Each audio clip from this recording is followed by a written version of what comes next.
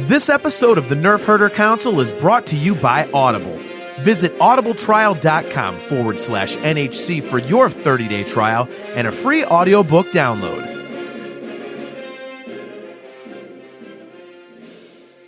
Hi, this is Joseph Williams, son of John Williams, and you are watching the Nerf Herder Council. Why, you stuck-up, half-witted, scruffy-looking Nerf herder! You can't use that word! Only we can use that word!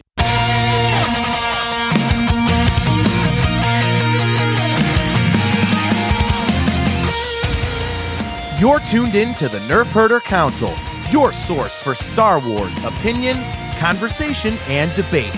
Featuring your hosts, JT. Stormtrooper armor deflects everything except Orback hooves. They're like a horse version of Thomas the Tank Engine. AJ. Yeah, Rebels is a lot like our show, where we think we have a good idea and then it just fails in execution.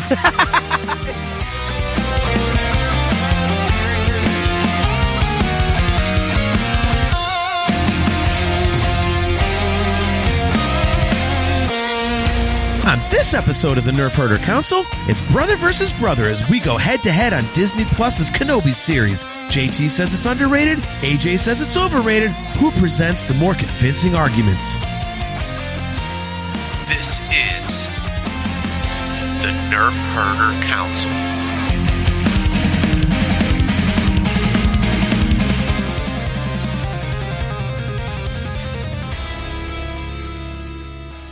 What is up, everybody? Welcome to another episode of the Nerf Herder Council. I am your host, JT.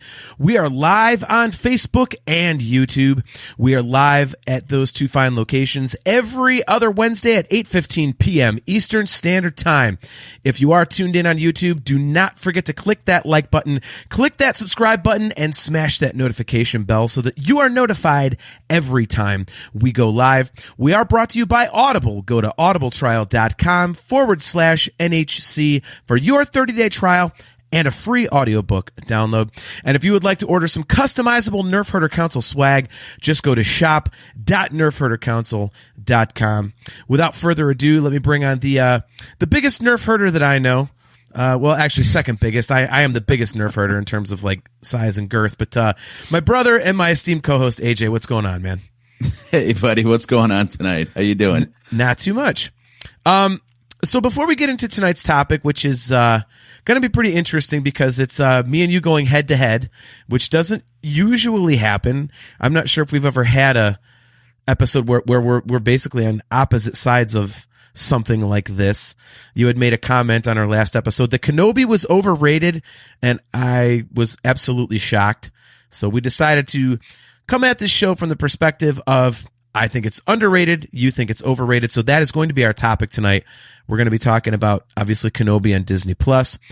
But before we get to that, we do have kind of an announcement to make that we are allowed to tease now, since we only have 2 more episodes before this becomes an actual reality. So, Kale McLeish, good to see you, man. Perfect time to tune in. He says, the brothers Drake, how we doing? Awesome, Kale. Everything's good. Hopefully, if you're still on vacation in Bali, hopefully it's going good. I want to know how many times you sat in with bands, because I know that happened to you the very first night. So hope everything's going good over there, man. So, yeah, AJ, years and years and years ago, we had seen a whole bunch of Star Wars podcasts lining up with networks. And, podcasts would band together and, the pitiful little band. But they would band together and, they'd create networks and stuff, the Red 5 network and all these different things. And, I appeared on a few of those as kind of a guest host here and there and things like that. But, we were never invited to do one. And, we never were like, okay, if it happens, it happens. If it doesn't, it doesn't. Cool. Because, those of you who have listened to or watched the show for a long time know that AJ and I do this. This is just for fun for us. It's us. It's an excuse for us to hang out at least once every 2 weeks and nerd out, mostly about Star Wars. So, the network thing never really crossed our mind. Well, I'd say about a month and a half, 2 months ago, a very, very good friend of ours, Spencer Jowitz, who has been on the show before. He actually is a moderator for the Virtual Cantina Network on Facebook, and they have a ton of different shows. They also have over 60,000 followers. I think they're like 61,000 now or something, but tons of followers on there. And it's just a great, great place to hang out. All the celebration information you could ever want when it comes time for celebration. Again, tons of different great shows and whatnot. Intelligent shows, well-produced shows. And for some unknown reason, about a month and a half, 2 months ago, Spencer came to us and said, hey, we'd like to add the Nerf Herder Council to the Virtual Cantina Network. And I was like, are you sure? And even you, when I mentioned it to you, because I was talking to Spencer about it, you were like, what? Seriously? Us on their network? Right. So we went through some stuff, and we're working on the graphics now. But yeah, we sent them a few episodes.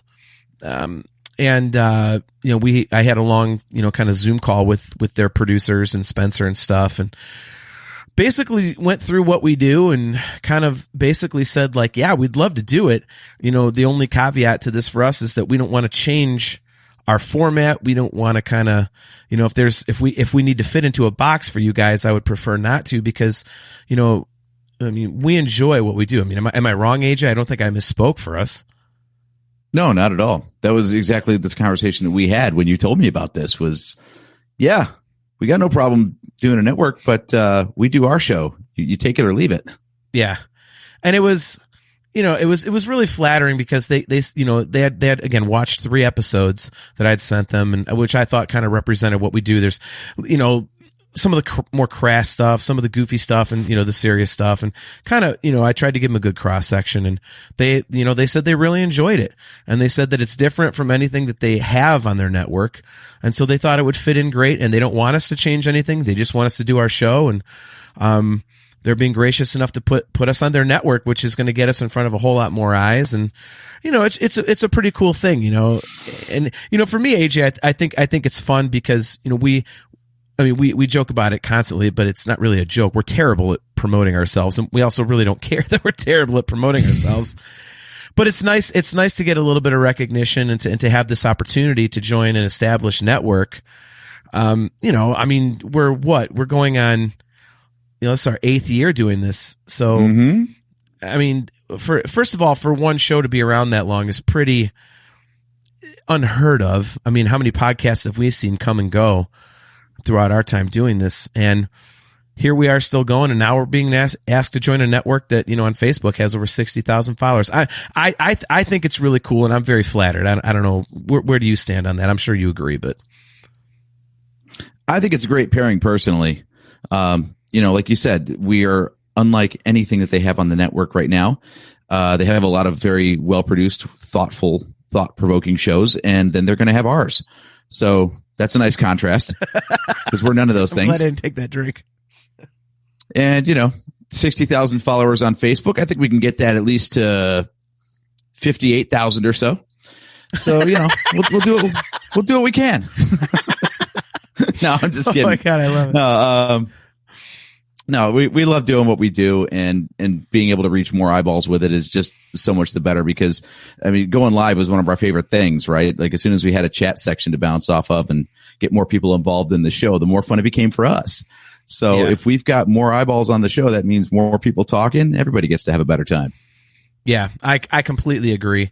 And I feel kind of bad because so we're still going to be in our same time slot, and they have a show that's every other Wednesday as well, and they're going to be showing that show. That show's going to be doing their thing on the weeks that we're off. And I want to say it's like an LGBTQ type of a podcast or something, with 2 female hosts and everything. So obviously their content's going to be a lot less dumb and crass than ours will be. And so I really feel bad for anybody who tunes into their show one week is like, oh, I love this, I'll tune in next week, and then they get our dumbasses. They're gonna be like, what the hell is this crap? So we're gonna disappoint some people right off the rip, I think so. But it'll be fun, and it is it is definitely a huge honor, and we can't thank Spencer and the moderators, Jeff and all them enough for inviting us. It's definitely a blessing, and I really appreciate them putting their trust in us and, appreciating what we do enough to think that it'll actually add to what they provide. Cause it really is, all joking aside, it's a fantastic network with a ton of fantastic shows. There's something on pretty much every day of the week. They do a lot of live watch alongs and everything. And I mean, it's just, and we've hung out with all the people that do these shows and the network and whatnot. And for those of you guys who've listened to the show for a long time, that we met Spencer at Celebration 2019 and just dragged him out on some crazy adventure. So he was exposed to AJ and I. How the hell he likes us after that, I have no idea. But so yeah, we've been friends with him for quite a while now, and it's just we really appreciate it. So K.L. McLeish says, "Hey, congrats, that's awesome. Thank you, brother." He says, "Are they still going to let you do Marvel and everything else, or do they only host the Star Wars episodes, or how is this going to work?" That was my question, Kale. And they're basically all it's going to be. Just imagine we're on an extra platform. I was very adamant about the fact that, we like what we do. We want to keep doing what we're doing. And I asked, are they okay if we do a Marvel show, if we do a Star Trek show, or, a WTF Friday or something? And they said, yeah, like do it. Whatever you do, just do that. And so absolutely nothing is changing, Kale. We're just getting in front of more eyes. And that's the reason that we're doing it. Had they asked us to make changes, we would have turned it down because, we love doing it, but we love doing it this way. Like, we're comfortable doing it this way. We think it's fun for us. And, to have to make changes, even though we don't have a ton of viewership, we do have, I think, over like 50,000 downloads, and we do have a small little audience that we built up, and, people enjoy it and we enjoy doing it. So we wanted to keep it as is, and they wanted us to keep it as is, to their credit. They said, yeah, just do exactly what you're doing and we'll slap it on our network, basically. So, we're going to have some added graphics, showing their logo and stuff like that AJ is working on. But other than that, it's, par for the course. So I'm going off script a little bit though. For anybody tuning in to John's personal Facebook page for the show, we currently can only trimulcast. Currently it's going to 2 Facebook pages and YouTube. It'll still be going to 2 Facebook pages and YouTube. And sorry, John, but I think yours has to go. So we can get on the Virtual Cantina Network page instead. I think it so. Does. We're going to be on our Nerf Herder Council Facebook page. We're going to be on the Virtual Cantina Network Facebook page, and then on our YouTube channel. Yeah. So that's the only change. Is if you're tuning in to John's personal Facebook, make sure you hit up one of those professional pages instead. Yes. It's, casualty of war, I suppose. But we're going to figure that out. I think next year I'm just going to pony up for the upper level of StreamYard so I can stream to like 10 different places and just slap it everywhere. Because I have to admit, everywhere. Yeah. Because I'm sure everybody wants to see this drivel.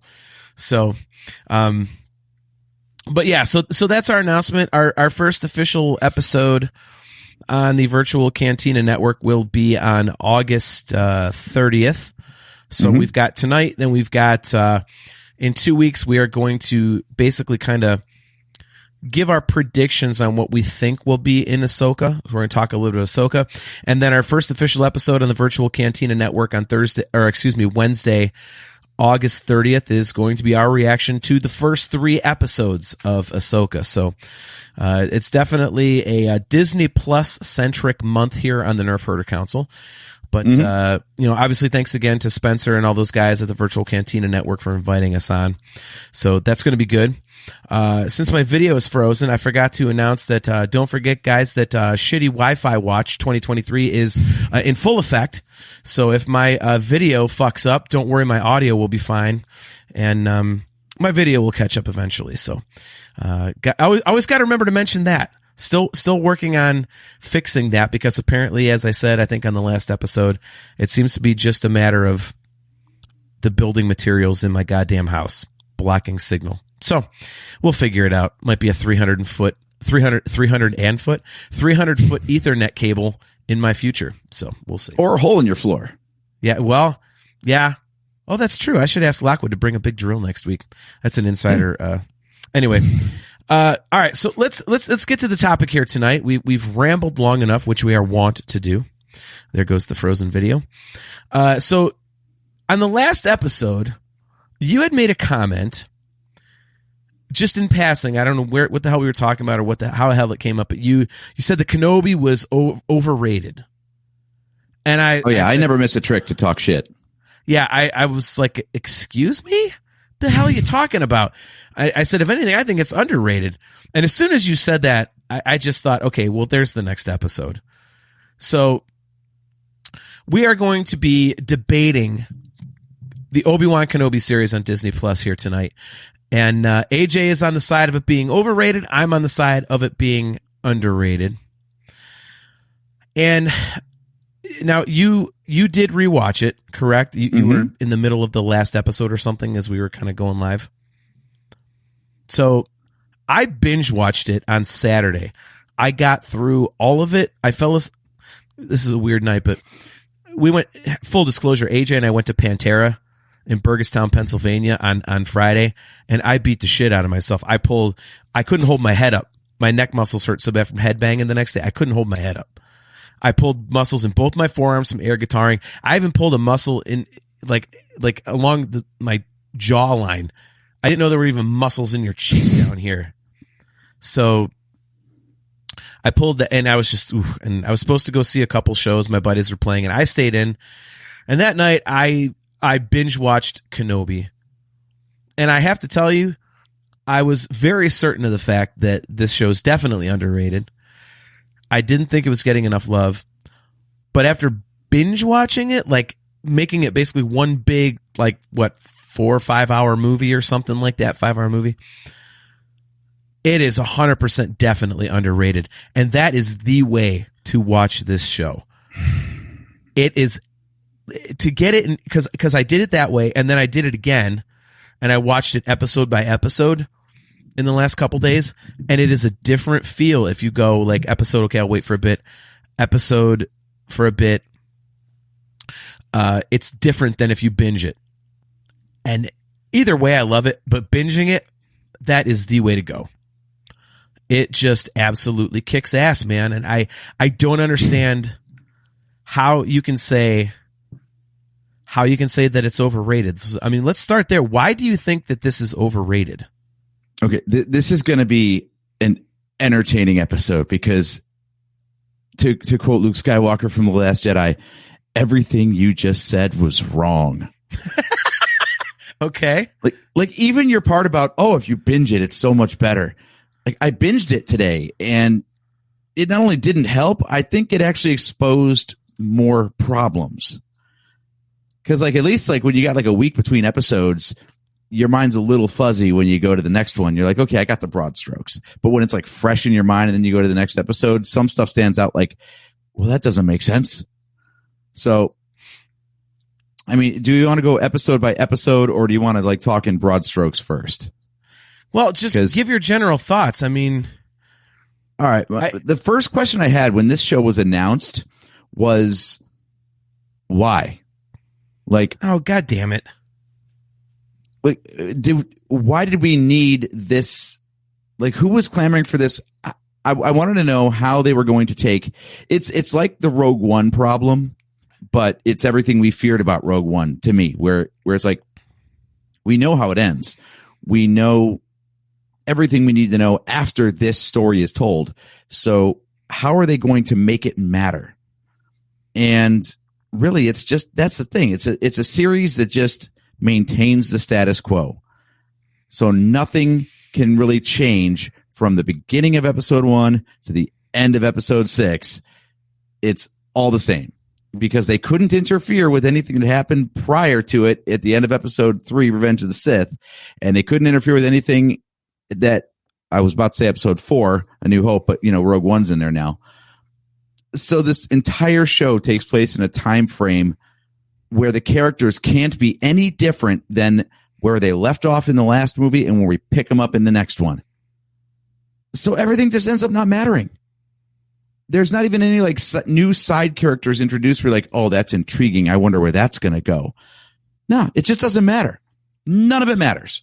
So the third sister isn't a new character that has a character arc in this, and all of a sudden you're okay, now she could potentially be like someone going forward they could build something around, or at least put her into another storyline as a former Inquisitor who's now, basically, gone back to the light?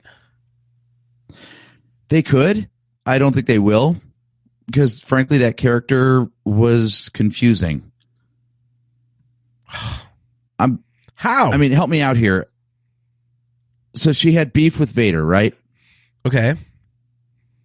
Okay, so her main goal in life was to get back at Vader. So she joined the Inquisitorius and worked her way up through the ranks just to get at Vader. Is that right? And that's correct. It's an actual question. It's not clear from the show. It's very clear from the show. If you want to question anything, question why so many people ran through with the lightsaber and survive. Okay, there you go. It's on my list. Don't worry, we're getting there. I'll give you that one. But really, like, okay, so she survived Order 66. Okay, and she's got beef with Obi-Wan because he wasn't there to protect him, which that would have been a really easy conversation. They had that conversation. Why didn't he just go, well, I was busy killing General Grievous, and then Order 66 happened on me, so I was too busy trying to be killed myself to help you not die. Sorry. So, like, her whole beef with Kenobi not being there to protect him, like, he was doing something kind of important. He was, like, ending the Clone Wars. So she's got beef with Kenobi for no good reason, and she's got beef with Vader because he was the one doing all the killing. So she joins him for her entire life up until this series, and then decides she's going to execute her plan. Cam McLeish says, holy hell. Okay, it might have been too hasty to announce the network partnership because this is about to be a bloodbath. He's right. You know what you're doing right now, dude? You are that fan that we have ripped relentlessly on this show. Well, that doesn't make sense. Why did it do this? The light doesn't reflect off the lightsabers. This doesn't make sense. You're that guy. You're officially that guy. I knew this would fucking happen. You are that guy. Dude. Well, okay. How dumb or how deep do you want my points to go? Because I've got the full range tonight. Well, that's fine. I've got notes. You're going to be wrong. Dude, okay. They didn't. Okay. I can't believe you bring up. Oh, well, there weren't any new characters that, Question. Was Reva ever like an on purpose Inquisitor? Like, did she ever actually like fall where she just believed in the dark side? Or was she just pissed at Vader and this entire career was just to get at Vader? I'm not sure. So please answer it. Kale, confirmed. AJ is that guy. AJ is that guy right now. It doesn't matter. That you're asking for, excuse me, you're asking for, she's a youngling and then all of a sudden she's an Inquisitor. Well, you need to tell me what happened in all those years before. Like, no, you don't. She's fucking jaded because Anakin Skywalker ran her through with the lightsaber and Obi-Wan Kenobi was like the savior and he wasn't there. And all he had to do is have that conversation. When? He went into hiding. When are they going to have that conversation? You want him to have that conversation? When are they going to have that conversation? Hold, I've got notes. Episode 4. So Reva's in episode 4? No. 5. Episode 5. Episode 5. The show. Okay, I'm thinking you're the New Hope Empire. Sorry. Yeah, sorry. Right. No. Part 5. We'll call them parts because that's what they're titled. Yeah, in part 5, when they're laying siege to Jabeam, I think is a planet. Yes. They're talking through the door, and that's when they have that conversation. And yeah, Reva's like, "You weren't there. You weren't there to protect us." And all Obi-Wan would have had to say is like, "I was fighting Grievous. I was doing my job. Sorry." Okay, so what's going to change? As soon as she said that, that's when he goes, holy shit, you're not trying to kill me. You're using me as bait to lure in Vader. So if he goes, wait a minute, I wasn't there because I was doing this, that, and the other, it wouldn't matter. It wouldn't matter at all. The end game is not Kenobi for her. It's Vader. Yeah, but she was... See, this is what I'm saying. Okay. I'm still trying to figure out what her plan was this whole damn time. Because it changes. It's super vague. Okay, so as I understand it, let me see if I piece this together right. Because she was at the temple during Order 66, she saw Anakin Skywalker doing the killing. Anakin Skywalker killed her and her friends. Okay. Didn't kill Fine. her, but now, because getting gored with the lightsaber. Somehow she learned that this Darth Vader guy is Anakin Skywalker, which I don't think that even makes sense. But okay. So now she's got beef with Vader because she saw Anakin / Vader leading the troops in Order 66. Got it. Okay. So she wants to exact revenge on Vader. So she joins the Inquisitorius, builds this whole reputation for being a hothead. Then she decides that what she's going to do is she's going to get Kenobi involved by kidnapping Princess Leia because she knows that's Bail Organa's kid. And Bail Organa knows Obi-Wan Kenobi, and Kenobi was Anakin's master. Do I have this clear? Is this the plan? Why is this so goddamn difficult? Yes. She knew that Obi-Wan That is a lot of steps, dude. If all she had to do was get in a room with Vader and surprise him with a lightsaber, she had her entire life before this show to do that. Plus, I can't believe you're doing this. I can't believe you're doing this. Plus, I can't believe you're doing this. I don't know how she ever pieced together that Anakin is Darth Vader, the guy in the suit, and she knows nothing about the fact that Leia is Vader's kid. So how the hell does she know that abducting that kid was going to get Obi-Wan Kenobi out of hiding, which was going to lure Vader somewhere that she could get a lucky shot in? It's all explained in the show. No, that's like 5 steps of bullshit, man. That is a really convoluted plot. See, you're that guy. You are that guy. Fine, we'll be more direct about it. Kale says, I see Reva as being like Maris Brood from The Force Unleashed. She didn't truly believe in the dark side, but she's been jaded by her master leaving and believes that the dark side keeps her safe, or at least safer than she would be to stay on the light side and eventually be found out and destroyed. That at least gave her the opportunity to take a shot at Vader. Yeah, I mean, dude, I really don't understand why you're nitpicking this thing. Like, what is show me on the doll where Kenobi hurt you. Show me on the doll where the concept of Kenobi hurt you. Why are you nitpicking it this much? It's obvious what the storyline is, man.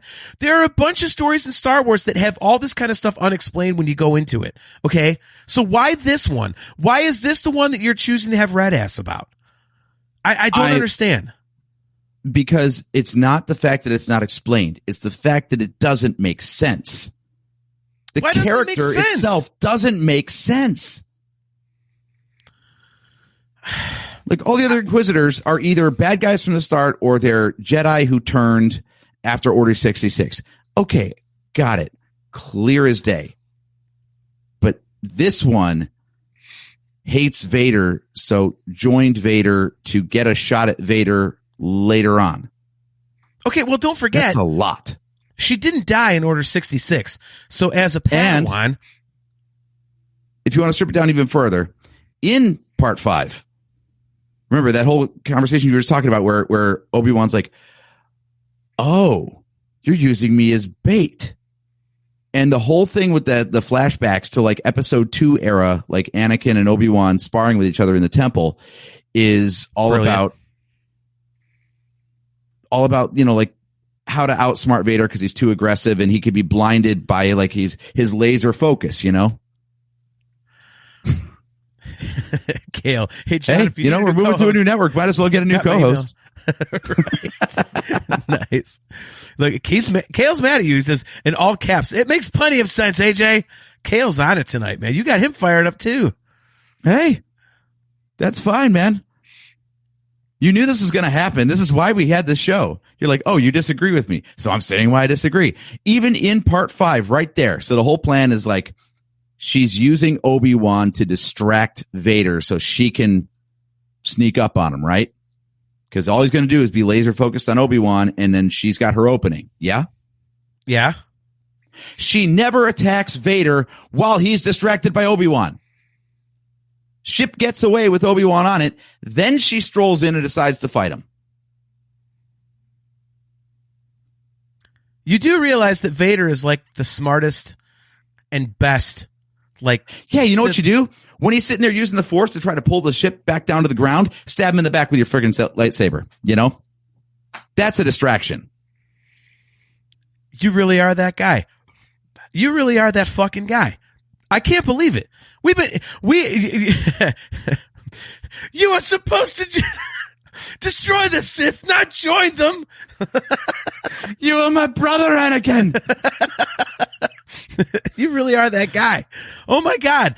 8 years we've been ripping on people that do this shit. Now you're doing it. Dude, if you're going to hype up something as big as we got Ewan and Hayden back, you're going to see Obi-Wan and Vader again. It better be awesome. And it was. It was kick ass.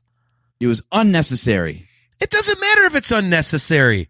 A lot of things in Star Wars are unnecessary. But you know what this did? It expanded that relationship between Obi-Wan and Vader, even to the point. It didn't need expanded. Yes, it doesn't matter if it needed expanded. It's awesome that they did it. It's cool. It fleshes it out more. It adds to the other things you watch. What more did you learn? What more did you learn about Vader and Kenobi from this show that you didn't already know? Oh, I can make one huge. They fought one more time?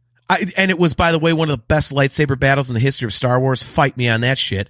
Was it? I couldn't see it. Oh, God damn it. Seriously? Oh my God. Next thing you're going to pull your, I could tell when it was the volume thing. Jeez, oh Pete. Oh my God. I finally, you know what though? I love this because you are now the manifestation of all the people I've wanted to fucking scream at for the last decade. And now I've got one right in front of me. So there. Bring it on. Bring it on. Damn it. Dude.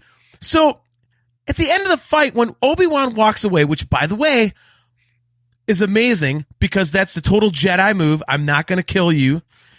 Even though he says my friend is truly dead.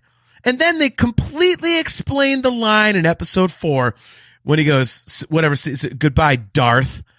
That way, in episode 4, when people go, why does he call him Darth? Why doesn't he call him Anakin? Now you know why.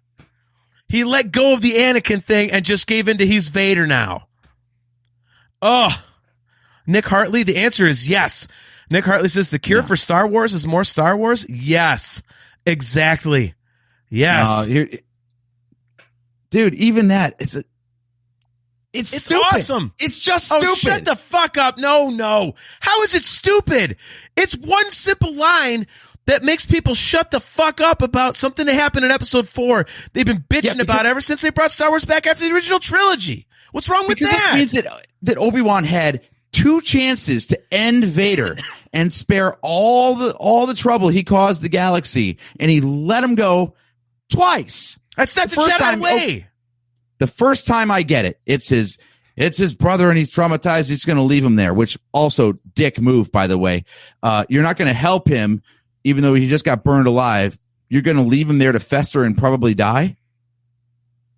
So that was episode 3, though. That was Revenge of the Sith. That's its own thing. But then fine. If he's like, fine, you're Darth Vader now. You're not Anakin Skywalker anymore. Then kill him. What are you going to do? If he was fighting the Emperor, would he have left the Emperor alive too? No, you kill him.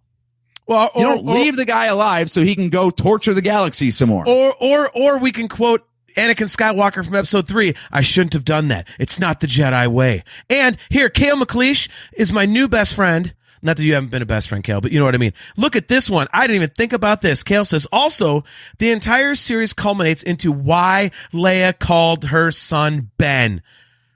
That is absolute brilliance, Kale, and I didn't even notice it.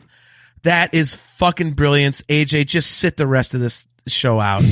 You don't have a leg to stand on, just like Vader That doesn't. is a valid point. We haven't gotten around to Leia yet. There are good points, but you just started in on one of the bad ones. That's all, dude. The whole just thing, because the entire reason for the show being was trash doesn't mean there weren't good points.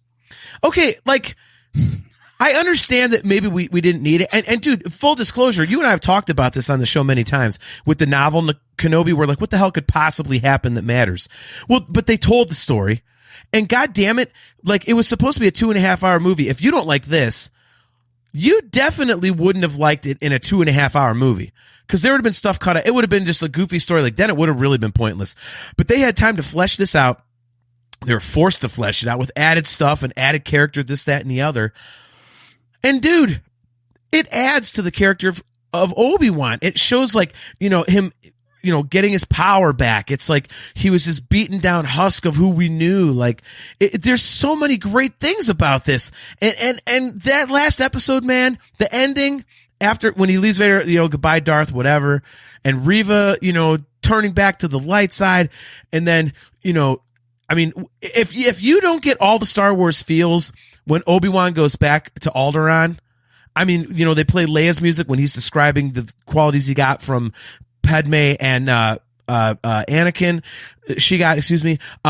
Dude, like, the music is there, the feel is there. I mean, it is all the Star Wars, man. Like, it's all the Star Wars. Like, this series is great. I can't believe, of all people, you are the one that I'm having this debate with, because we usually, if we don't agree, we're pretty close. I can't believe that we're this far off, because usually you're not 100% wrong, but on this one, you're fucking 100% wrong. Continue. Well, I'm not coming at you just going, it sucks. That's it. Well, this is what you sound like. I got reasons. You sound like. How many Twitter burner accounts do you have? Or I'm sorry, X burner accounts do you have to go slag people on there about how much it sucks and everything? How many of those do you have? You fucking tool. Oh my God. This is the problem with binging it, because then you got time to like see a lot of the holes that you don't see otherwise. Here's one that you probably haven't thought of. Okay, here's one you probably haven't thought of. Again, look, they're the ones that introduced this problem. By inserting this story, they are now going to have to face their own continuity in canon, right? You can't just like wave it away and be like, oh, who cares about that? You wrote a story that didn't need to happen. So if you're going to put it in there, it better line up. So how about this? Obi-Wan didn't know that Anakin had survived, right? Correct. Okay. So as far as he knew, Anakin / Vader died on Mustafar at the end of Revenge of the Sith when he walked away. So the big reveal from Reva in part 2 was that Anakin is alive. All right. So why is Obi-Wan shitting a massive brick in part 3 when Vader comes stomping down the street on not Jabim, whatever the first planet was that they went to? He's never seen that guy in his life. He doesn't know who's in the suit. You can't be serious right now. You seriously can't. Explain it. You can't be serious right now. No, I think it's just an honest mistake where the writers just assume that everybody knows this stuff. But at that point, Obi-Wan would not have known that Vader was that guy in the suit. He'd never seen him. He didn't know that Anakin had survived. I really can't believe I'm even. Which means that he's never even heard of Darth Vader, by the way. He's never even heard of Vader until this series. You know what? I'm going to let Nick Hartley say it for me, because you are so goddamn stupid right now. Nick Hartley says he can sense that it's Anakin. For the love of God, AJ, how difficult is that? You are being that guy. It's obvious. What? How do you? You're literally looking to pick holes in this. You're literally looking to pick holes in it. You know goddamn well. Ahsoka sure as hell didn't know it was Anakin in the suit in Rebels. That was a revelation to her. Okay, Ahsoka's not Obi-Wan, okay? Obi-Wan is like the second greatest Jedi ever. Ahsoka's some dummy with 2 white lightsabers, okay? You know, go ahead and sue me, everybody. Now that's a hot take. That's a hot take. You know you're going to get some Ahsoka stands coming after you for that one. Screw Ahsoka that. Screw Ahsoka. I don't care. She's not Obi-Wan. Obi-Wan would kick her ass. Obi-Wan's the second greatest Jedi ever. Or third if you want to like tip the scales between him and Mace Windu, whatever. Dude, how Qui-Gon and Yoda, but keep trying. You know what I mean? Ahsoka's way down the list. Damn it. You are so easy. You are so fun to play with. Okay, let's keep going. Nick Hartley, whoa. She's the best character in Star Wars. It's all plot devices. Nick Hartley, I'm going to ban you from the chat for saying that. Han Solo is the best character in Star Wars. Love of God. What is happening? Holy shit.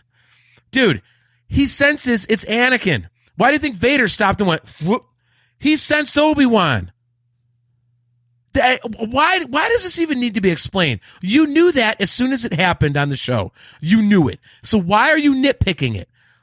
You goddamn well knew it. Nitpicking. I do not think it's nitpicking to say, hey, you don't know your own continuity, writers. You have screwed up there. How? How did they screw it up? I've seen that suit. It doesn't matter about the suit. It's who's in the suit, you dickhead. For the love of God. What is happening here? Did you is this AI and you programmed it to be an asshole or something? Like, is this like an AIU? Like, not AIU in letters, but AI and you, God damn it, you got me. Look, he oh, come on! You knew that he sensed him, dude. Come on. That is nitpicking on your part.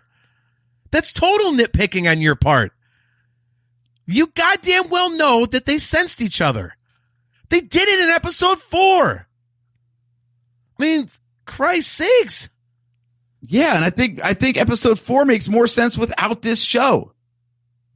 It does not. I swear so much of it does. Why? In episode 4, Obi-Wan and Vader seem like complete enemies. And yet in the prequels, they're like, yes, they do. Oh, in A New Hope, you're going to tell me that Obi-Wan and Vader seem like old long lost pals? Are you kidding me right now? Dude, are you really saying even Vader that? knows? Even Vader knows escape is not his plan.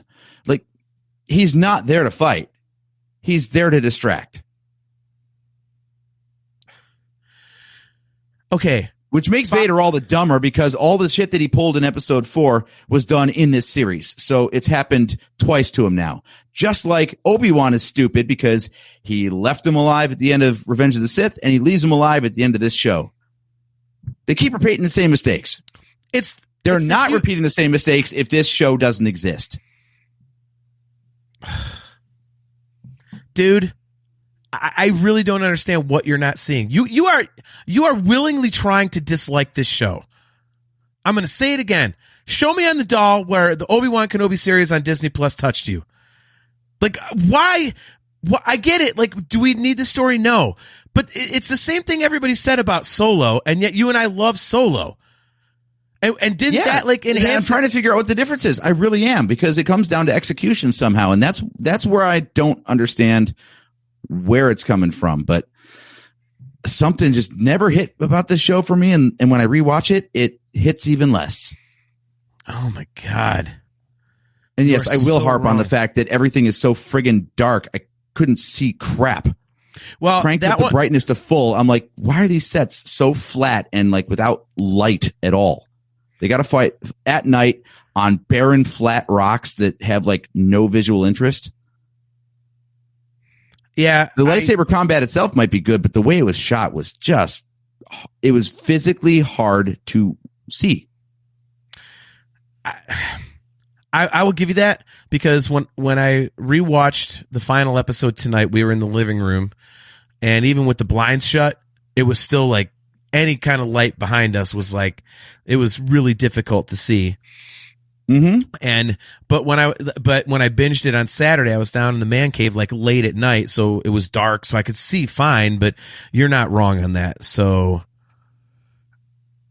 it's, I hate to. That's the one problem. The one problem they've got, one with new cameras that can capture low light better, and also having actual LEDs in the sabers now, so they do cast light on the actors.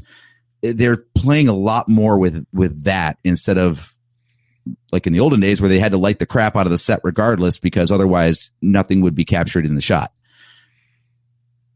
So there's something to be said for like the old school limitations, because it was actually easier to follow what was going on. And when you're going to have a kick-ass lightsaber duel like this, you want to see all of that stuff. Yeah, I mean, look, I'll give you that. I mean, if your complaint about the show is going to be, well, there should have been more contrast and brightness so you could at least see a little better.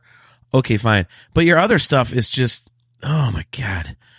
Yeah, when Obi-Wan refers to these as the dark times in A New Hope, I don't think he was actually talking about the light level, but it's kind of true. Nice. Joseph Frank, good to see you, man. I forgot to call you back yesterday. He said, let's skip the part where episode 4, A New Hope, was Star Wars. The story they're choosing to tell now is, how do we get from the prequels to the first movie? This show is the middle of their story. Yeah, that's the whole point, AJ. It's fleshing. That's not how drama works. That's not how storytelling works. You tell stories in the most interesting manner possible, not in the most chronological manner possible, and forget it. But you already have the chronology established, so now you've got to flesh it out and make it mean more. Again, in A New Hope, Vader and Obi-Wan seem like complete enemies, and yet in the prequels, they're best friends. So you have to. You don't have to, but if you want to tell more Star Wars stories, one of the good ones to tell is, how do they go from best friends to, okay, I basically hate you. Like, that's what this is kind of doing. I mean, it's, like, oh my gosh. Sorry. Kale yelling in the comments just cracks me up. You aren't how drama works. Oh my God. It's flashed me back to Archer. You're not my supervisor. Anyway. Wow. There's a nerd property we haven't touched on this right. Show yet. We'll have to get the third brother on for that one. Yes. Anyway, AJJT and DA. Boy, will that be. I was going to say, we don't really have a third brother. It's kind of like the fifth Marx brother. We don't really acknowledge him in our careers here. Okay. Now, wait a minute. That's in our careers as podcasters, I said. Okay, all right. I was gonna say, if you say like we don't really acknowledge our older brother, that's a horrible thing to say. No. People are gonna think. No, I'm only trying to trigger you tonight, not him. Oh my God, I seriously can't believe that you're looking at it this way. Like I'm shocked. Honestly, I came into this thinking that after you rewatched it, you'd be like, yeah, I don't think it's as bad as I thought it was. And instead we both went further into our arguments. Yeah. Let's pivot to the good stuff, though. Got two words for you. Okay. Princess Leia. Yes, thank you. And okay, even that, dude. Even that is like a character that people have shit on her and Reva Moses. I forget her last name. The actress. They have shit on those two actresses the most in this series, and yet Moses Ingram. Thank you. And I don't know how I came up with that, but okay, yeah, good. 1 point for me. Probably because all the online dickheads who now you're friends with apparently have just crapped all over her for no reason. That I hate. I hate the fact that they go after the people that act in these things. Like, you're the problem. Like, she did what she was told. That's the actor's job. Yeah. If you don't like the way the character was written, it doesn't mean the actress is at fault. And you know what these people need to do? It's like going after Kelly Marie Tran because you don't like Rose Tico, Yeah, and you know what? I'm going to go solo for this because I do have a teeny little rant to go on against Star Wars fans. Boy, thank God we're not in the network now. I really wanted to say this. So these people that are going off about Moses Ingram, they really need to start looking at Star Wars history. They need to look at Hayden Christensen, Ahmed Best, actors like that who just got they crushed them. And then all of a sudden, like 10, 15 years later, they're like, oh my God, you're my favorite. I went and rewatched it and it's actually not as bad as I think. So all you people crapping on Moses Ingram and young Leia for their acting performances and this, that, and the other, fuck you. Okay? Stop shitting on these people because eventually you're going to love it. It happens all of the time and no one can deny that it does. And I'm so tired of seeing this happen. And the only reason that it's slightly the teeniest bit okay with me is because of the redemption story. When you see like Hayden Christensen come out at Celebration Europe this last year and he just, the whole place goes nuts, and he's tearing up, and he's like, man, you guys sure know how to make a guy feel good. Like, that's awesome. But these goddamn fans that crap on these actors and actresses, shut the fuck up, okay? You can't do it, because if you could, you'd be in the business and you'd be in Star Wars, but you're not. And a decade from now, you're going to go back and be like, oh, I actually really like that character, so shut up. Okay? Shut up. I am so sick of seeing that crap. Okay, back to your normally scheduled programming. No, I agree, and I'm going to follow on with that. Sorry. As much as we love this stuff and we're yelling at each other, we're still having fun with it. It's still entertainment at the end of the day. Okay, Yes. These aren't world leaders making decisions on the course of society that are ruining, life for entire populations at a time. They're just performers doing a job. So even if they shit the bed hard and they ruin your favorite franchise, it's just entertainment, people. It's not that big a deal. Yeah. And I it's can't good. believe the way people they legit get death threats over this stuff. Like, what do you understand the value of a human life versus the value of the thing that they did that you don't like? Right. Like, Yep. Come on. That's just an ugly look all the way around. Yeah. And it's disgusting because, like I said, I mean, dude, you and I were at the 20th anniversary panel for Phantom Menace, and the ovation that Ahmed Best got was just legendary. And then they bring him back as Kelleran Beck, and just play. Everyone loves that. In Mando, Hayden Christensen comes back. Everyone it's like, just stop with this shit, dude. Like, it is so unbelievably tiring. Obviously I'm joking about you being one of those guys, but we do hate those sorts of fans that pull that crap. And it's, maybe it's gatekeeping on our part or something, whatever the hell the term is. I hate those internet terms, but, I think we're not wrong in saying that, those people are just assholes. And Moses Ingram, I thought was awesome. I was watching with my wife tonight, and she said, man, I just don't like her. I don't like I don't like her. I don't like the acting and stuff. And I was like, but I said, think about this though. Like, it's kind of cool because she's like an evil Sith, but she's not technically a Sith. You know what I mean? But, but it's relatable. It's like a more modern version of a very old school kind of Elizabethan type character. And it's kind of cool that way. It kind of modernizes, dark side Force users. And she's like, yeah, actually that is kind of cool when you think about it like that. So, we'll get back on topic here in a quick second, but yeah, all the hate that she got was just so damn stupid. And I personally, I hope that she shows up again, because I thought that was really cool to have the whole, her whole thing was, she originally was a Padawan, and then, she goes, I know you're not a fan of all that going after Vader crap and whatever, but, to turn back around and turn back to the light, like, I think there's a lot of stuff to be able to be mined there. So I hope they go back to it, because I thought the character was cool. So, sorry for the rant. But. So, see, and this is where we talk about that balance. I'm with Steph on this one. I wasn't a fan of the character or the portrayal. Like, I don't know. There's like we grew up on George Lucas Star Wars, where the dialogue was very stilted and stylized, and these modern Star Wars productions are more just like, you pulled somebody off the streets of, modern day LA and dropped them in a galaxy far, far away. Like, they're talking and speaking in ways that just like normal people talk. And that's kind of like what she did in this show. So I'm like, it's not very Star Warsy, I guess, is the dumbest way you could put it. But yeah, like, when she busted out lines, I'm like, that's exactly the way a modern adult would say that exact thing in this year of real life, not a way that a character in Star Wars would say that. But I'm not going to sit there and say, like, she's the worst thing ever, and I'm going to send her an angry X or whatever the hell you call a tweet these days. Like, right. All right, so she did a thing, and I didn't like the way she did that thing. Moving on. Yeah. It's not that big a deal.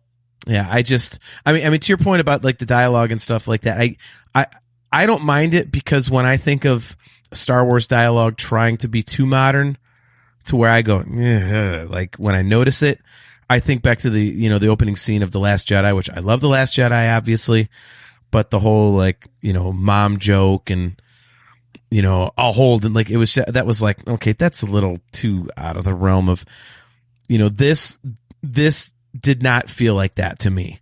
Like, was it a little more modern way to speak? Yes. Was it a little bit out of Star Wars lexicon? A little bit, but it didn't throw me off. I was like, okay, I was still into the vibe of Star Wars while she was speaking that way. So, I want to get a couple comments up here because our amazing viewers are chiming in here on this, and I kind of want to bring some cool comments up here, and then we'll go on to the positive stuff. So, Joseph Wren says, Ewan McGregor is Obi-Wan Kenobi if Sir Alec Guinness is no longer alive. He's as perfect a choice as Ryan Reynolds being, God, I can't talk.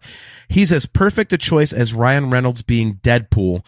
We all want him to have a good Obi-Wan story. Yes. Kale is talking about young Leia. He says, brilliantly cast. She's honestly so good as Leia and almost playing a bit of Padme as well. Kale, that is an awesome observation yet again. I completely agree with that. Especially for a young girl like that to be able to pull that stuff off. Like, I thought it was awesome. Did you see her at the panels at Celebration? I did. Yeah, well, I saw a little bit of it. She's like talking. I think they just, I'm pretty sure they actually have a time machine and they took like a 37-year-old woman and just reversed her down to being 10 years old. Cause right. There's no way a child of her age talks that well. Yeah. She acted. I mean, if you're going to be Princess Leia, you better be able to talk that well, I suppose. So, oh my God, she was so good. Mimar, awesome to see you. Thanks for tuning in. She's talking about, these fans that kind of crap all over everything that I was ranting about. She says they can choose to not like something and also not ruin everyone's good time. Dicks. Like, I completely agree. That is, they just try and like serve everybody a shit sandwich because they don't like it, and it's ugh. Ugh. Kale McLeish on that topic says, have to agree with you, dude. What's the phrase? Don't hate the player, hate the game. Hate the character, not the actor. Yes. Completely agree, man. Yeah, I hate that was even a thing with this whole show. It's just, oof, my God. And Joseph Wren nails it. He says, always remember. Oh, Jesus, I burped on the mic. That was good. Always remember, John will hate this less than anything containing the whales from space. Oh, yeah. Yeah, we are 3 weeks away from space whales. Well, there was a Purgle in the show. Or at least there was a Purgle mention. I know there was a Purgle mention. We're not going to talk about that. Bail Organa was going to grow up and chase Purgles. Yeah, you know what he didn't do? He didn't go chasing Purgles because even he knew they were fucking stupid. So there you go. There you go. So now onto the positives of the show, and I'll let you go there because to me everything was positive. I loved the vibe of it. It felt super Star Warsy. I loved the character arc of Obi-Wan in this as his power gradually ramps up and up and up and up. To your point, can we poke holes in certain things? Sure. Like when you get a hole poked in you with a lightsaber, it doesn't matter. You still survive, yada, yada. I don't care. When you can barely move a comm link across a desk at the beginning of the episode and then you hold back an entire ocean 20 minutes later. Yeah. Why did I bother doing this with you? I should have just done one of my solo episodes talking about how great it is. Anyway, I want to talk more about Princess Leia. Okay, let's do that.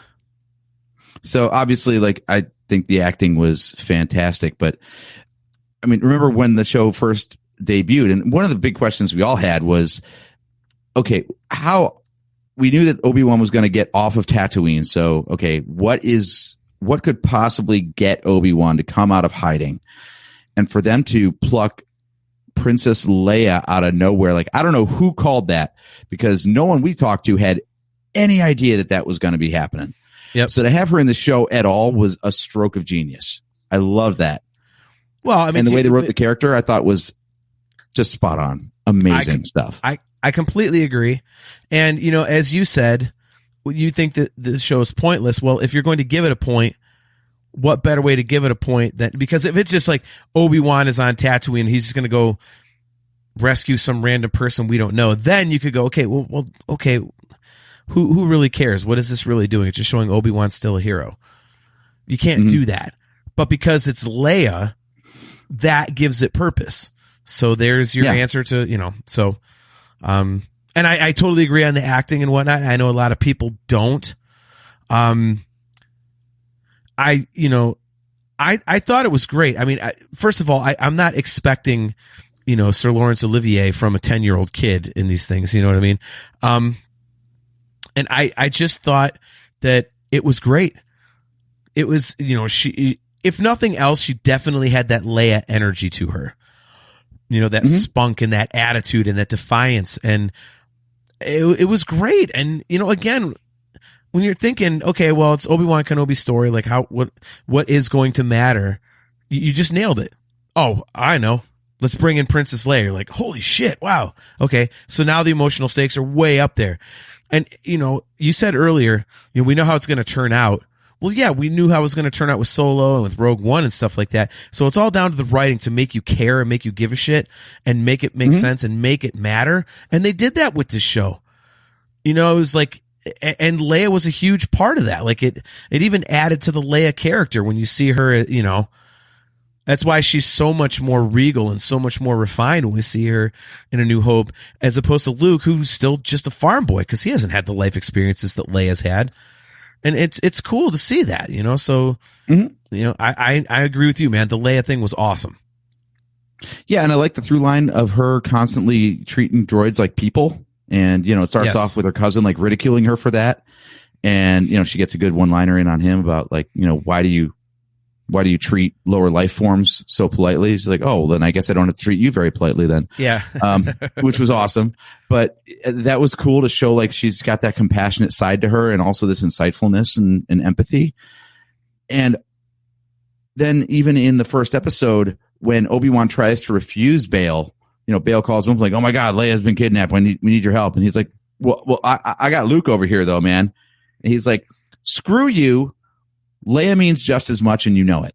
Like, yes. Okay, cool. Because everyone's all focused on, like, gotta watch after the boy, gotta watch after the boy, gotta watch after the boy. And, Bail's the one who stands up and says, the girl matters too, as much or more. And turns out that that's actually kind of true throughout the way the, rest of the movies play out. So, right. Yeah, I thought that was great the way that they just not only, found a way to get Leia in there, but also organically worked in, organically. Anyway. Worked in a reason that the characters should care in addition to the audience. Yeah. I thought that was like super clever. Yep. No, and plus like every time she was on screen and doing stuff, I was like, yeah, that just, I never had to like process. This is in my mind, this is how I know I'm, enjoying something and the acting is good. I don't think about it. Like you're bitching about all these points that I have from earlier, but if the production was doing its job, I wouldn't have noticed those things.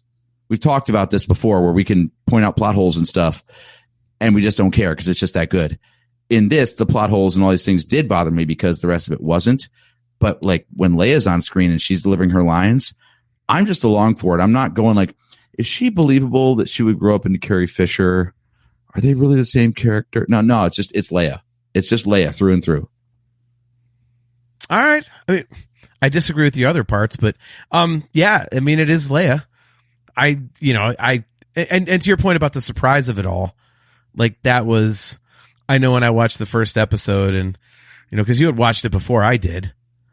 And, I was sitting in the swimming pool and, at Celebration and I'm sitting there floating around and it was just really relaxing. And I had a drink in my hand. I'm watching, Kenobi on my phone and she comes out. I was like, holy shit, Princess Leia. Like, what the hell? Wow.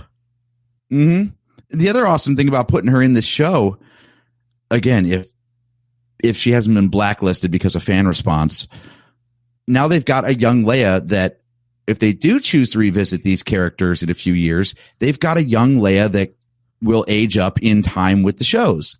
So if they want to get like a Rebels era Leia in there, because, Leia did make an appearance in that show, they've got her. They could do a live action 15-year-old Princess Leia, no problem. That's another good point. Yeah, kind of like how, like, Ewan McGregor has aged into Obi-Wan. She ages into Leia. It's Now here's the thing. Are you going to complain if they do a Leia story with her because you've said that this Obi-Wan thing is pointless? Don't you think the Leia anything Leia they would do would be pointless? No, because there's nothing. We don't really know anything about Leia between her appearance in this. This is basically her first appearance in canon, except for, as a newborn and A New Hope. So there's a lot of stuff that's happened to her that we know nothing about. But does it matter? That's what I'm saying. You said this Obi-Wan story doesn't matter. Well, what does it matter? Leia becomes a senator. What does it matter? I feel like she's much more of a blank slate. I don't feel like the character arcs of Anakin or Obi-Wan were missing anything that this show needed to fill in. I think it reinforced parts of their characters, but it didn't really add anything. All right, you know what? I'll give you that. In Solo, for example, Solo starts off as idealistic. Well, he starts off idealistic and then ends up, jaded at the end. So we see how he made that transition. I don't think that Obi-Wan really ended up any different from this show other than to be like, okay, so he forgot for a while and then had to relearn how to be a Jedi. Okay. But he was already kind of there in A New Hope and in Rebels when he showed up in that too. So I don't think that seeing that transition in this show really added any depth to his character. I'll disagree on that. I think it added a lot of depth to the character. And all that happened for Vader was for the Emperor to yell at him at the end and say, "Shut the fuck up about Kenobi. We've got things to do." Okay, but it's like the first cracks in the armor that you see. It's like, okay, well, maybe there's this emotion there that is going to be untamable, which eventually does end up being the Emperor's downfall, Vader's emotion. I mean, I would say, is it necessary to show this part of the Anakin Obi-Wan story? Maybe not. But to me, it's it's one of the most intriguing relationships, if not the most intriguing relationship in all of Star Wars. So to throw more logs onto that fire, for want of a better term, I think it's great. Because it's now you go back and watch the prequels, and it's kind of like, how I've always said in the prequels, episode 3 is my favorite because you know how it's going to end, so you know what's coming, so you're kind of at the edge of your seat, oh my God, what the hell's going to happen? Well, now, with this show, you see beaten down Ben Kenobi at the beginning, and then episode 2 of the show, part 2, Vader's coming in. And we knew that because of the casting announcement beforehand, but you're okay, well, now what the hell is going to happen? And then you're trying to figure out how it gets from, there to A New Hope. And it just adds that layer of intrigue and just more meat onto that bone. I used that analogy before because I'm terrible at analogies, but there's just, there's more there to absorb, and it's a great relationship, and it really kind of, it does fill in that blank of, as I said earlier, they're best friends in the prequels, and then all of a sudden in A New Hope they're bitter enemies. So what the hell happened outside of basically Anakin getting burned to death? I know that's downplaying him burning to death, but Obi-Wan was still, "You are my brother." He's sobbing at the end. He's heartbroken. So how does he go from being heartbroken to being "Screw you, you're a master of evil"? As a Jedi, he just doesn't sit there and marinate and go, "You know what? Actually, I do hate this asshole." That's not what Jedi do. So how does he get to that point? And that's kind of what this show helps to answer. And I'll give it to you, dude. Do we need it? No. If you want to phrase it in those terms, no, we don't need that. But it's another awesome Star Wars story, and it's a really cool way to add some more layers to something we already love. And and I think Reva's a good character to build off of. You get Leia back, and it's your point. Now, they've got an actress that can age into the Leia thing, so get more Leia stories. There's just a lot to love about this, and the writing again is brilliant. It took something we didn't need and made it awesome. And now I feel like I need it. And this is having a Rogue One effect for me. In fact, we should coin that term. This should be an official Nerf Herder Council term. Rogue One effect? Yeah. When we watch something, Okay. it just gets better and better and better and better and better every time we watch it. That's the Rogue One effect. So there we go. Fair enough. So I was trying to figure out, like all the stuff you're talking about like it adds layers to the story for you and all that sort of stuff. I might be I'm not smart enough for what I'm about to say, but I guess I was trying to think back to like, what are the common threads between the Star Wars that I like and the Star Wars that I don't like? And I think what it comes down to is like the best Star Wars always has something to say. Like it's not Star Wars for Star Wars' sake, which was, mentioned in the comments earlier. It was like Star Wars existed originally because George Lucas was making a commentary, about fascism and standing up to oppression. And that was the rebellion versus the empire. And then the prequel trilogy was about complacency and how the pursuit of security leads to the loss of freedom. And Andor is this awesome thing. And Rogue One is this awesome thing because it's about the difference between like ethics and morality. Like how far can you compromise yourself in the name of something you believe in before it's over the line? So there's always like a theme, and then they just use the universe of Star Wars to tell that story and examine that premise. I can't find that in the show. Okay. Sequel trilogy. I can't find it in the sequel trilogy either. That was like Star Wars for Star Wars' sake. Like, here's TIE fighters and X-Wings and lightsabers. Woohoo! Let's make $1 billion. Okay. Do you have that feeling about Solo? It's a good point. I can't off the top of my head come up with like a deeper theme for Solo, but I very much like that one. Okay. I mean, all I can think of for that one is just showing how, idealism doesn't always play in the real world. But yeah, I don't really have a deep meaning in Solo. But that might be why people kind of crap on it. There's something at a deeper level that just doesn't resonate with the audience, Man, I mean, let's face it. The reason we're not making Star Wars is because we're not smart enough to perceive certain things that make a good movie or a story. Otherwise, we'd be writing it ourselves. So there's something there that is imperceptible. Well, it's subconscious to us. Like it's purposely put in the story for us, but we don't know it's there. And whatever that something is, for me, it's not there in this one. I mean, I think bring up my screen's freezing. So bring up Joseph Friend's comment there. He says, it's hard to shut down your expectations when you watch Star Wars, but I think we have to if we're going to enjoy it. I don't think the re-edits and changes are okay, but something new is just a story. Yeah, I mean, it's cool to get another story. I mean, basically you can have this or you can have nothing. And this is damn good. I mean, and I'm not saying, this is filler or let's just throw out filler for the sake of having more Star Wars. But if you're going to nitpick everything and you absolutely have to like have it mean something all the time, it's not going to happen all the time.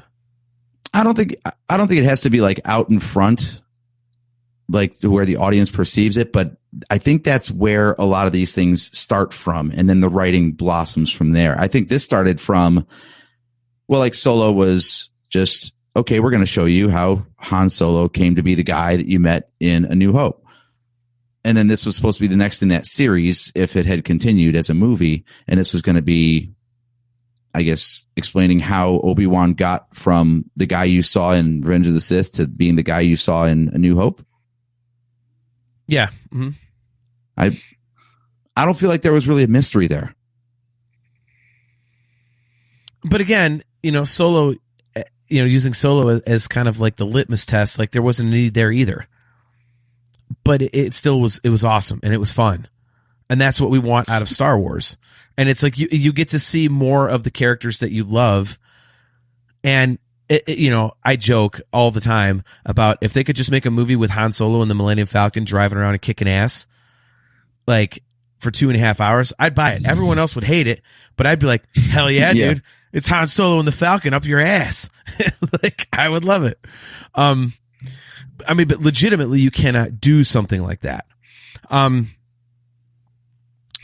But, when they do these stories, is there a point to this? Do we need it? No.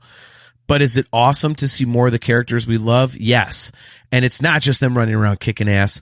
It's, okay, how did they get to this other point that we've already seen? And it does add like an emotional layer to it. I mean, in this one, you actually see Owen and Beru as, as aunt and uncle, whereas, Uncle Owen in A New Hope just looks like a broken down old prick. Every time I see that movie, I'm like, well, why would Luke want to stay with that crusty old bastard? Like, F that guy, get the hell out of there too.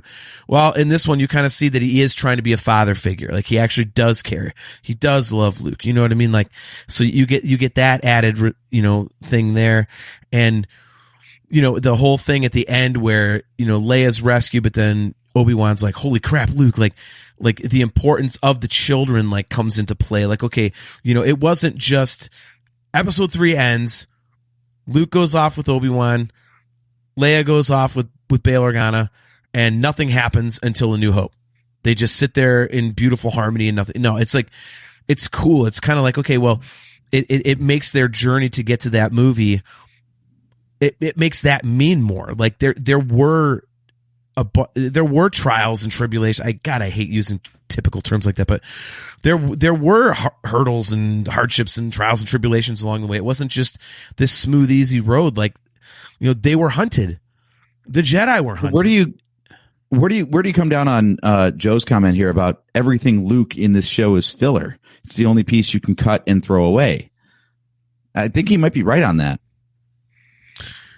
That was one of the big hurdles I had actually with that finale episode. That the 5th episode to me is the finale for the most part, minus the big fight between Vader and Obi-Wan, because all the stuff on Tatooine where Reva now decides she's going to go hunt down Luke, like that was a weird thing. And also, like, they tried very hard to make sure that Luke never knew that it was anyone with a lightsaber coming after him. And yet there's clearly a shot where he's running across the desert and there's a red lightsaber like trailing after him that he sees, like, clear as day. Well, I feel like they kind of like wrote themselves into a problem with that one. Wouldn't you run your ass off if you thought it was a Tusken Raider and instead it's some person running at you with a laser sword? Well, that's the thing. Luke would know what the hell a Tusken Raider is at this point. He would know that is not a Tusken Raider. That's why he's running and damn near shitting his pants. That's what I'm saying. But I'm okay. By the time it gets to A New Hope and all that, like, he's never seen any of this crap before. He gets his dad's lightsaber when Obi-Wan gives it to him, and he's not like, oh, this is like that red one that I saw when I was 10 years old and being chased through the desert. I can't believe you're nitpicking. I'm telling you, it's like Joe said. I think they could have just ignored Luke. They didn't need Luke anywhere in this story, other than a mention to be like why Obi-Wan didn't want to leave Tatooine. Well, first of all, Joe says it. He says he's running because Uncle Owen told him to run. And as for needing Luke, Luke is the turning point for Reva.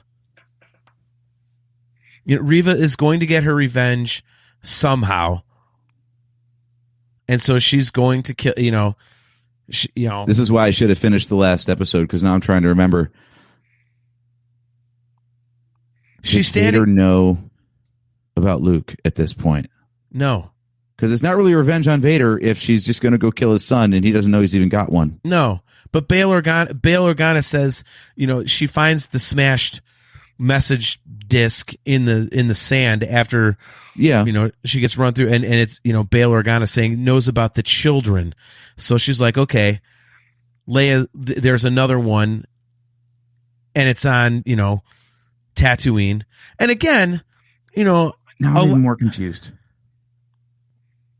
Hold on. So discuss Metal Joe. So Vader didn't know he had kids, and Reva didn't know that those kids were Vader's. So I'm trying to connect the dots on how like Reva knew that Luke was of any importance to anyone that she was pissed at. Well, Joseph Friend says Reva could. Maybe I am just being stupid about this, but you are. Believe me, you are. Joseph Friend says Reva could have had her turning point with any small child on any of the planets. No, that's not the point. You guys are both missing it. So this whole thing is centered around like Leia's. The point is John's always right, and that's just end of it. I am in this one because obviously you weren't watching the show. You were dicking around doing some other stupid shit. So the whole thing is like about Leia this, Leia that. She knows that Leia is Bail Organa's child. She fails in her thing with Vader. She's angry and she sees the thing and Bail Organa says children. Meaning it's not just Leia, there's another. So she knows there's two. So that's why she's going after Luke. It's not just any other. It's not, I'm going to just go kill any other friggin' youngling. Well, now I'm trying to remember how she connected the dots to know that Luke was the other kid that was being referenced. I'm trying to remember that too. I know I'm dropping the ball on that. He's like the only kid on Tatooine. It was a process of elimination. Like, no, well, but again, it could have been, she, went after Owen Lars in the first episode. He knows something about a Jedi or whatever. And so maybe she's just like, okay, well, she sensed he knew something about Obi-Wan. And so she's going after Owen and whatever, and it, she also, it could be a Force sense thing. I don't remember if there was a specific moment where it was discussed that she knew about the kids, but even so, it's like as a plot device, dude, it's one of those things that we haven't questioned in other movies and other series. So why the hell are we doing it now? It's entertaining. That's what I'm saying. I think there's some sort of a flaw in how this came together that it bothers me here and it doesn't at other times. I don't think it's just me choosing to be a prick on this one thing because I wanted to like it. So the fact that I'm able to find holes in it, there's just something that didn't hit for me. So I'm busy finding reasons not to like it because I already know I don't like it. Now I'm just trying to explain why. Yes. See, now I'm going to go rewatch it again. Go figure. Because I would like to know too. Like I don't have a problem with it if it's just one of those things like, as Sammy Hagar says, like what is understood does not need to be discussed. It's it is what it is, and it adds to the story. We are running up on time here a little bit. So do you want to do like a quick little lightning round of things we enjoyed? Yes. Because things you enjoy. We got stuck on a few topics for a really long time, and yeah, haven't brought up a lot of stuff. Well, you bring it up because I loved everything. Okay, Lola. Dude, come on. Love Lola. LOLA 59. Yep. Mm-hmm. That was awesome. I think I actually didn't mind the Grand Inquisitor. What's there to mind? It was amazing. Well, people were complaining that like he doesn't look like the animated version, and the voice is different, and the outfit changed. Like it works for me. Stop. And while we're on the subject of Inquisitors, I really hope we get more of the. Am I allowed to say like the Asian Inquisitor? Is that Fifth brother? Fifth brother. Yes, that guy was awesome. Can we get him a lozenge? No. We can get him. We can get him a fight with fucking Chirrut Imwe, and let's let that shit go down. That would be amazing. Oh yeah. Okay. I'm down for that. It. I would love. I love the fifth brother. Love the fifth brother. Okay. Other things. Kale mentioned it earlier. The clone veteran. Yes. Tim Morrison. Yes. And he's even that character has had a little backstory written for him. It just came out in a visual dictionary that's going to come out later this year. Star Wars Explained just did a little video on it today, actually.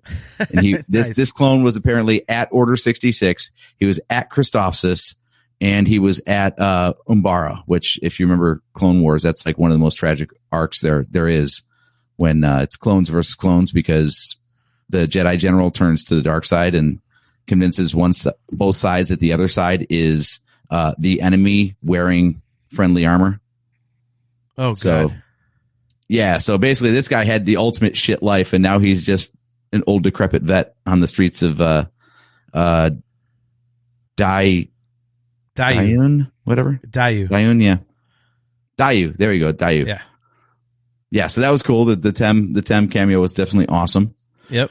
I'm pretty sure the holographic image, the holographic mugshot of Kenobi that people were carrying around, I think that was the cover art from John Jackson Miller's Kenobi novel. Really? I think so. I can't confirm that, but it looked familiar, and I looked up the image of the book cover, and it seems to line up. Wow. Okay. So that's a cool little Easter egg. I like that. Fortress Inquisitorius. How Yes. great did that look? Dude. The whole, like, most of its underwater thing was awesome and creepy, and like, that was amazing. Purge Troopers. Yes. Live action Purge Troopers. Gotta love that. If you're a fan of the Red Hot Chili Peppers, we got Flea. Right. I'm pretty sure he got his wang chopped off, by the way. Because, I mean, we know how that guy's built. And that lightsaber, what's the first thing that's going to hit a spinning lightsaber for being pulled towards it, really? Come on. Right. Look at Cale McLeish talking about the drunken trooper. It was a 10 out of 10. 2 thumbs up, Cale. Nice. Well played, my friend. Well played. It was a 10 out of 10. All right. Okay. So, yeah. So all awesome stuff. I mean, I thought that, again, Leia was amazing. She had so many good little one-liners and stuff. How about the little nugget that Obi-Wan might have a brother? Yeah. Yeah. I thought that was really cool. His name is every Fred, one of Fred Kenobi. Yeah, Fred Kenobi. There we go. Fred. He's Obi-2 Kenobi.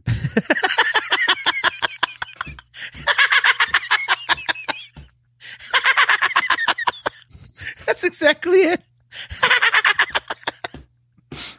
It's Obi-2 and Obi-Wan. That's phenomenal. Oh, anyway, sorry. The episode 2 flashback, yeah? Oh, yeah. Hell yeah. And the Order 66 flashback, too. Yes. So seeing the prequel stuff was obviously awesome. Yep. And yeah, like you said, just wrapping it up and getting to see getting to see why Leia names her son Ben. Yeah. All that stuff. So there was a lot of good stuff in this. For me, a lot of it was based. Name drop of Quinlan Vos. Yes.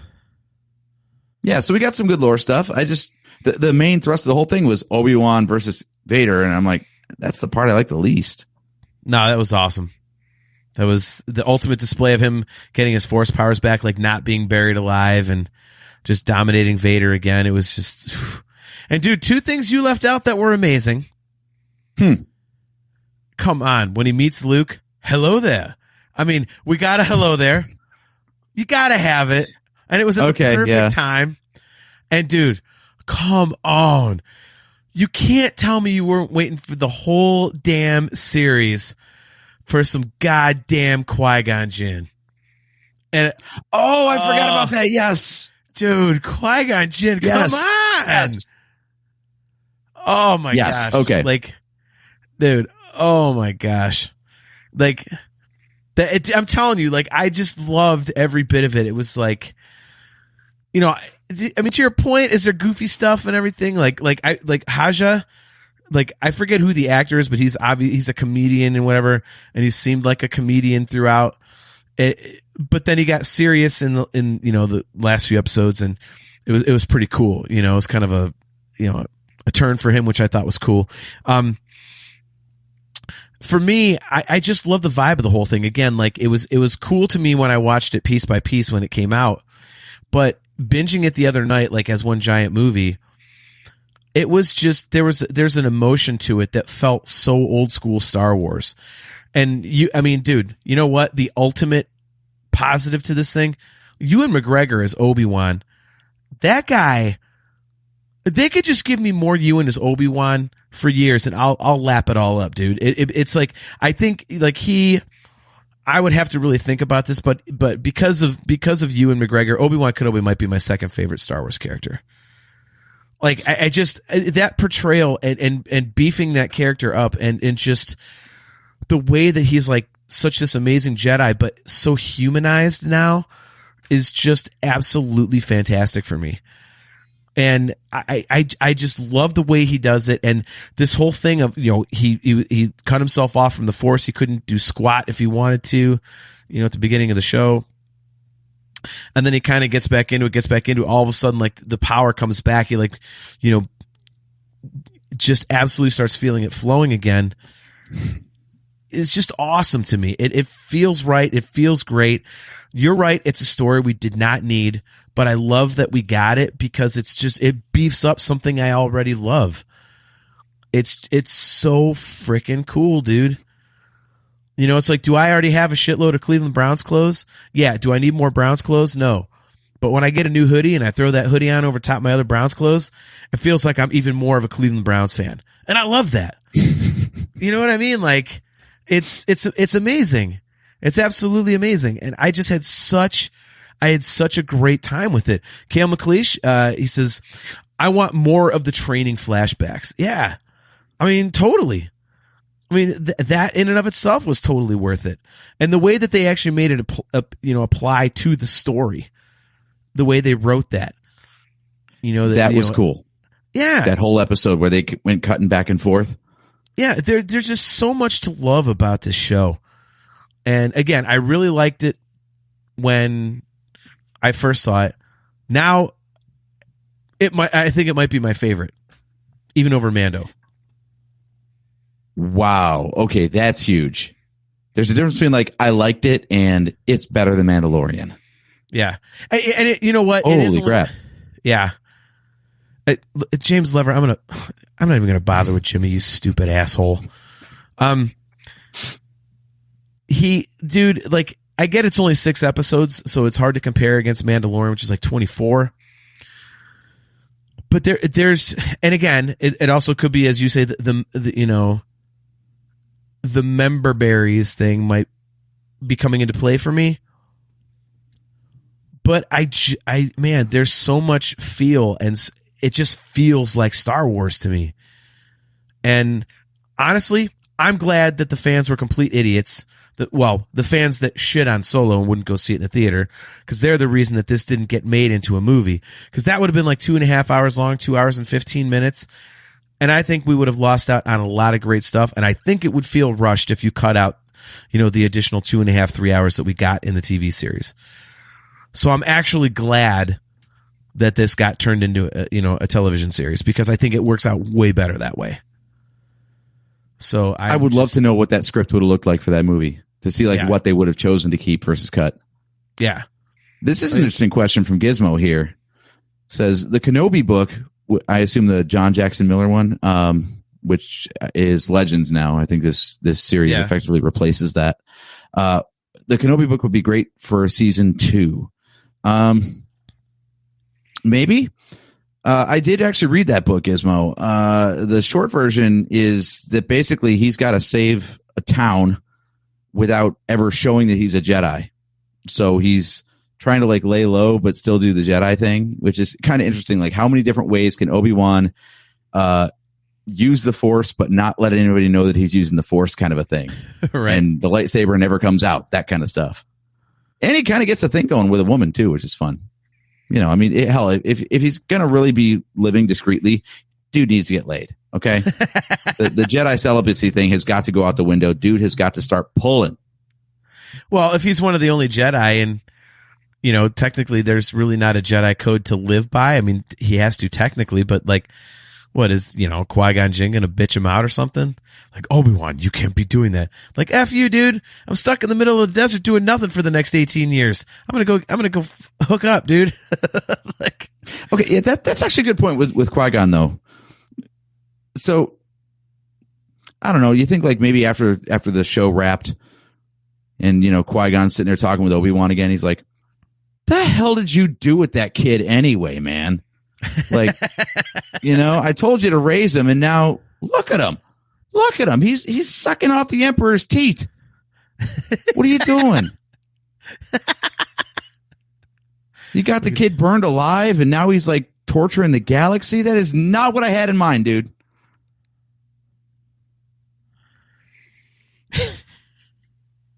The amount of things that we could joke about this show, by the way, I will give you that. I did have like a bunch of like stuff when it was going on. I was like, oh man, like this would be like, there could definitely be some funny shit that we could, I mean, even in the Fortress Inquisitorius, like just, the whole stormtrooper killing him in a swimming pool, like a kiddie pool. Like, okay. He just, all right. The stormtroopers were idiots again, and there was different ways to kill them easily. Like I said, I mean, it's not perfect. I mean, you could totally joke around about a bunch of stuff, and yeah, it's kind of dumb in parts, but I think that's a product of them having to flesh this thing out way bigger than it was originally intended to be. So, I mean, I don't know. And by the way, real quick, and then we'll get out of here. But who is that actor that was playing Fleck or Freck or whatever? Wasn't it Zach Braff, the dude from? The tardigrade looking alien. Yeah, that was Zach Braff. Okay. I guarantee I know exactly how that happened. I mean, Donald Faison has been doing Star Wars stuff, and those two are bestest buds from their days back on Scrubs. So I guarantee you that those two had a talk, and Donald Faison's like, I can get you in Star Wars. Let me make a call. Yeah, dude. And that particular scene was pretty funny. Cause like with it was awesome with like the laser gate. Oh yeah. And when the stormtrooper falls and gets cleaved in half, that was awesome. And I thought this is literally the first time, like, when we saw, I think we even mentioned this on the show when we first saw Kenobi, like, it was kind of like the gate, the William J. Lepetamain Thruway in Blazing Saddles, where it's like in the middle of the desert, but it's just one gate. And he's like somebody's got to go back and get a shitload of dimes. Like, and there's one even better though. Okay. There's one even better. What the hell is that red gate in the Fortress Inquisitorius for? Like, at least there's rocks on side of the laser fence, so it's actually blocking something a little bit, but they got to walk through this thing. It's like a metal detector or something in the Fortress Inquisitorius. I'm like, but there's just like acres of room on each side of this thing. You just walk around it. What is it looking for? What is it scanning for? Again, it's one of those things you have to assume. Maybe it's like a metal detector. Maybe it's like detecting Kyber or something. And if anybody but the Inquisitors have Kyber, I guess it's like a no-no. Maybe that's the case. Hey, you haven't bled that crystal. Yeah. I don't know. It is kind of weird to stick it in the middle of the floor. Like, look at this little pee-pee thing in this giant room. It would be. Yeah, like it was in a door frame. I'd be like, okay, that's going to bar access to something. But instead, it's just like 20 feet away from the wall. Walk through this thing that you can totally walk around instead. Wouldn't it be awesome?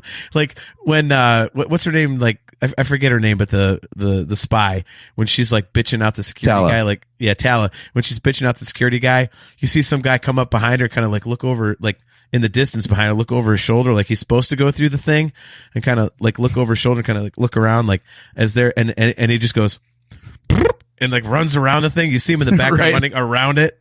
He's totally takes advantage of it. Like, fuck you, I'm not going through that thing. Mm-hmm. Little things like that. Like, as much as I love it, like that kind of thing would be hilarious to see.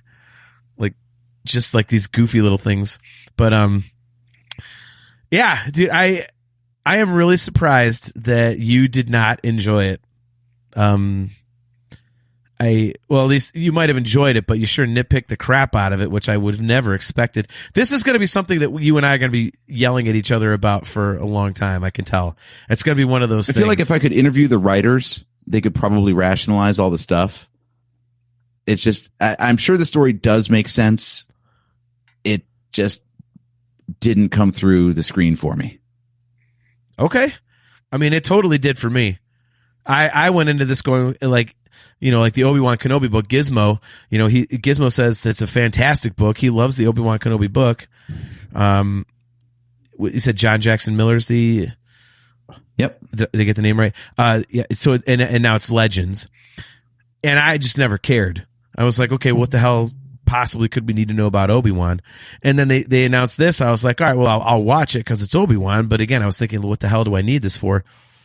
And I came out of it being like, okay, my life is now more complete having seen that. Like, as a Star Wars fan, I was like, this is awesome. And again, beating a dead horse, but what the hell, or beating a dead Eopie. We'll make it more Star Warsy.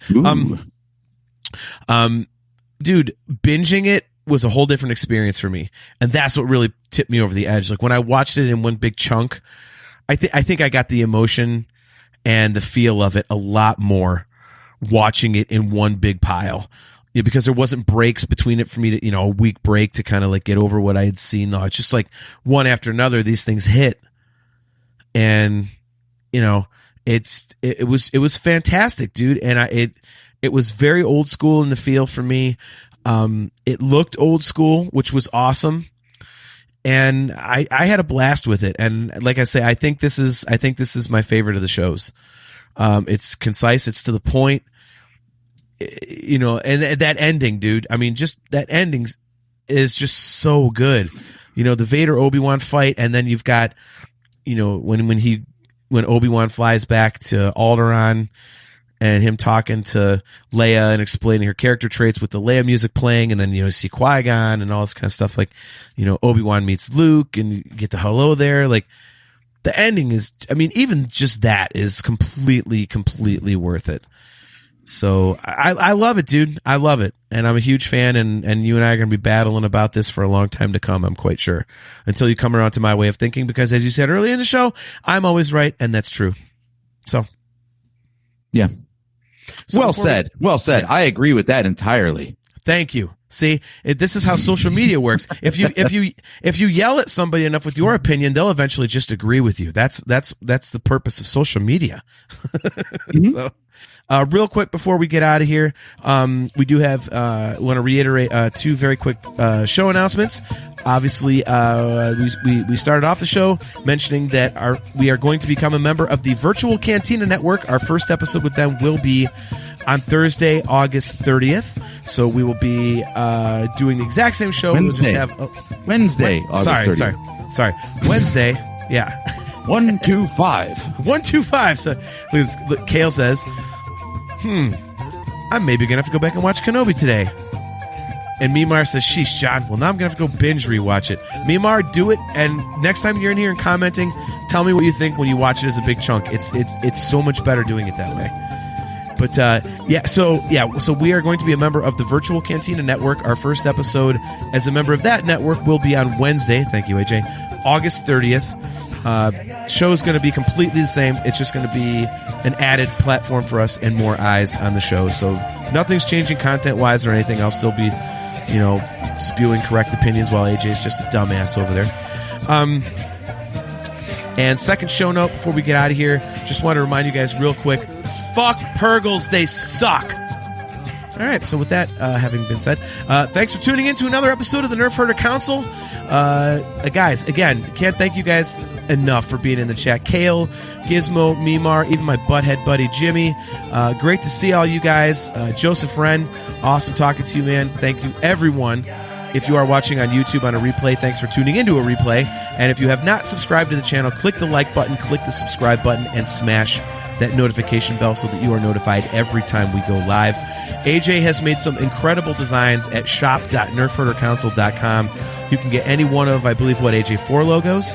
4 or 5. 4 or 5. But in any case, case, you're just gonna have to go there and find out. Yeah, T-shirts, coffee mugs, hoodies, mouse, anything you can think of. You can get any one of those logos on there in any color scheme that you want. So go check that out at shop.nerfherdercouncil.com. Go sign up for a new account at Audible using the link audibletrial.com/NHC. Because when you do that, you get a free audiobook download. And when you do that, you can download the Kenobi book that we just talked about. And Gizmo says it's awesome. AJ enjoyed it, so check that out. You can get it for free. Guys, it's amazing. We have one more episode before we're official members of the Virtual Cantina Network. We love you guys. We appreciate you guys. And we will be right back here on Wednesday, August 16th at 8:15 p.m. Eastern Standard Time. And until then, I am your host, JT, at Dog Pound Jedi. He is AJ. At Drake Adams 579. And we will catch you guys. AJ's wrong. Kenobi is awesome. Kenobi is really, really badass. And AJ, end the show. My damn computer froze again.